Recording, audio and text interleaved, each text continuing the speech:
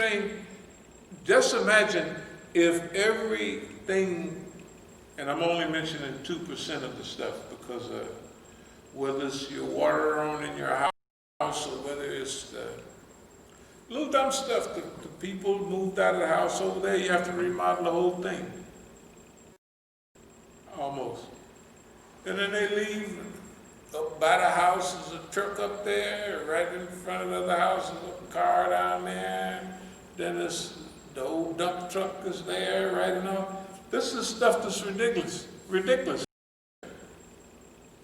And then the cars that don't work, the reason I don't get rid of that van is the best car that we ever had as a family. You know, when you get in a car, you can feel that. You say, this boy here is tight. That's the way that van is like. And they messed it up. So I'll go back down, I'll make one more tape.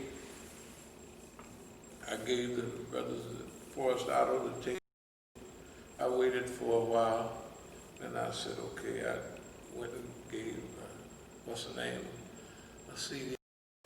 Okay, we'll make one maybe in a few days, and I'll give them another one. After that, we'll just start, everywhere we go, we'll give out DVDs, CDs, DVDs, whatever, and we'll give out written information. Of course, they don't have the right to do that to our cars, and it costs money. Imagine if your houses are sabotaged, your property is sabotaged, the Masjid is sabotaged, right? Or Masjid. Your bank accounts are sabotaged, everything. Can you imagine that everything is sabotaged? That's rare. And then you have a good attitude about it. That's a blessing from Allah. Yeah. That has, you talking about the white man being, imagine the Negroes,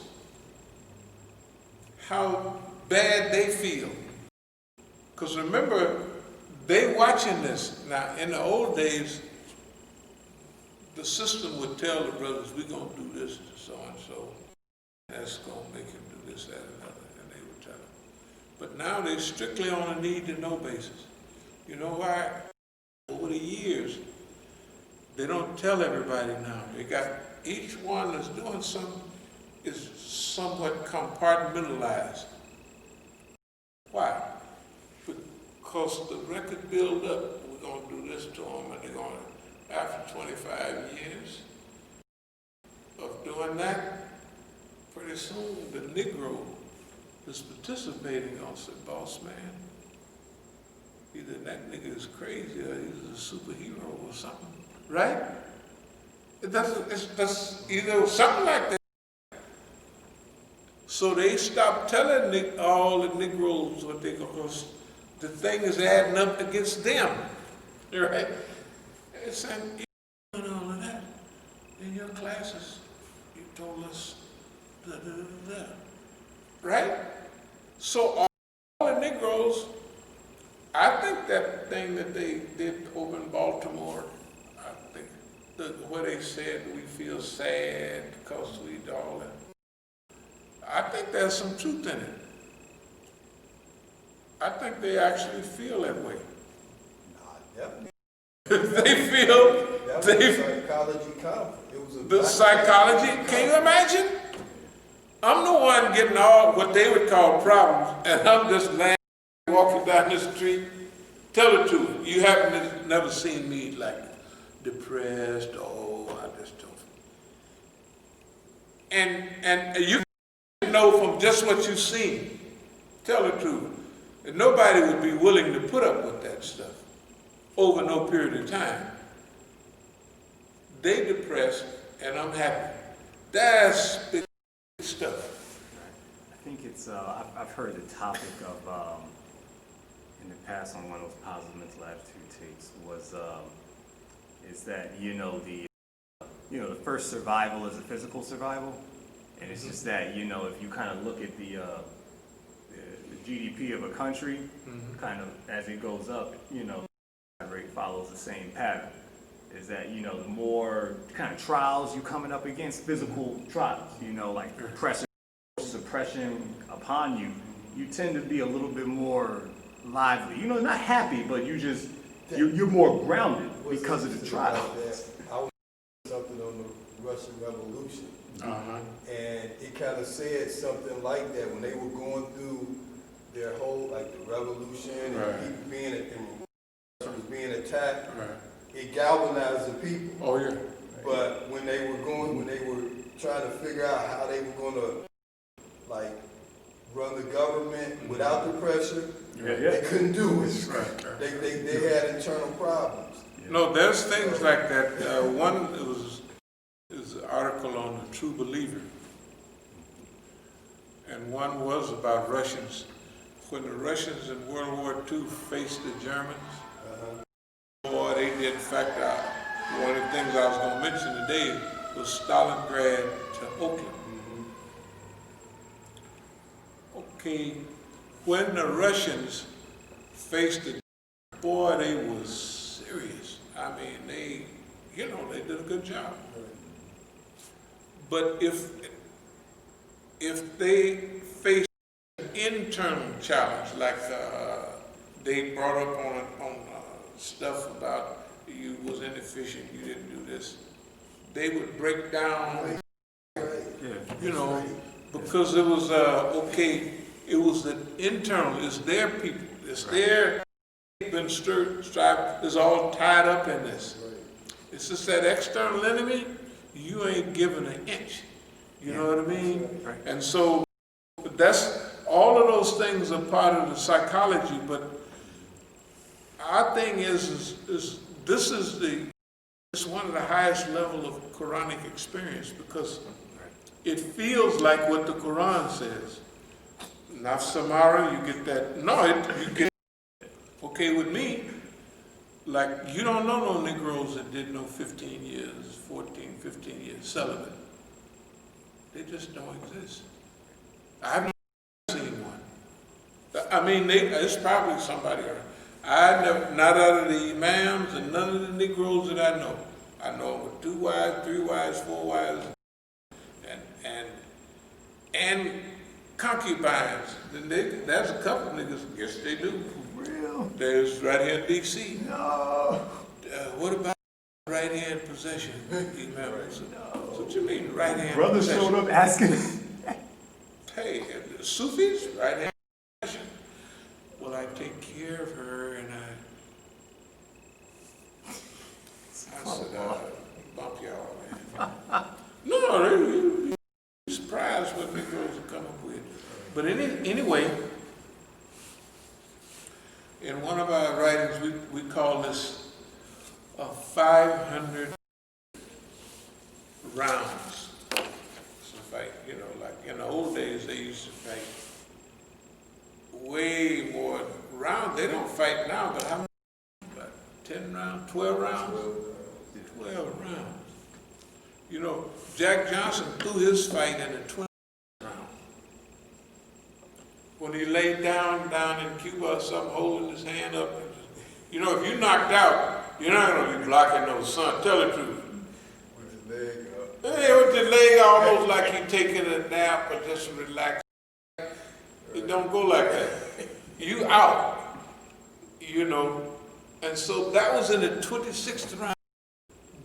45 rounds, I don't know how many, they just fought, I don't know, maybe they fought till just somebody just quit. That's it, I quit.